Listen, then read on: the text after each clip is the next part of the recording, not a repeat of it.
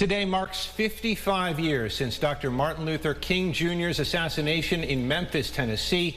Many pause today to remember the civil rights leader's legacy as well as the shockwaves throughout the country as news spread about King's death.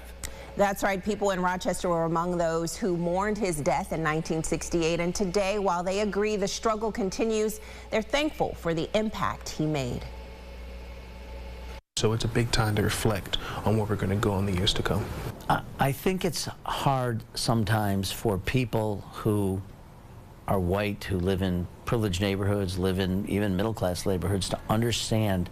Today, we as a people, most Afro-American people don't know what the day is. 80-year-old Roosevelt Dixon pastors Grace Unity Fellowship Church. 65-year-old Congressman Joe Morelle represents Rochester in D.C., and 25-year-old Virgil Parker chairs the Greater Rochester Martin Luther King Jr. Commission. Three men of different ages, backgrounds, and experiences agree they've been impacted by the civil rights victories led by Dr. Martin Luther King Jr. And they each are working to address the struggles still disproportionately affecting African Americans: voting rights, fair housing, poverty, to name a few. Before Roosevelt Dixon became a preacher, he and his friends worked to integrate businesses here in Rochester.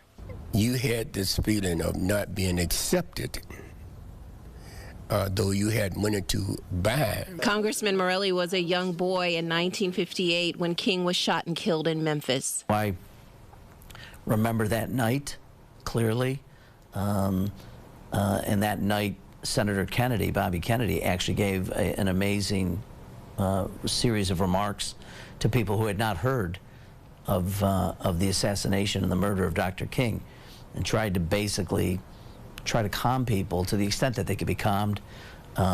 But it was a very, very frightening time. For Morelle and those who took to the streets in the days following King's assassination, the greatest fear was that the fight for equality would end. 55 years later, they join those reflecting on progress and setbacks as the fight intensifies. For people of my age demographic, younger than me and even older than me, I want us to understand and learn how to compromise, how to communicate, and again, respect each other's differences so we can effectuate the necessary change in our community. And Parker says the MLK Jr. Commission is recruiting people to be part of the mission of furthering King's ideals around equity, civil rights, and nonviolent social change. To apply, visit grmlkcommission@gmail.com.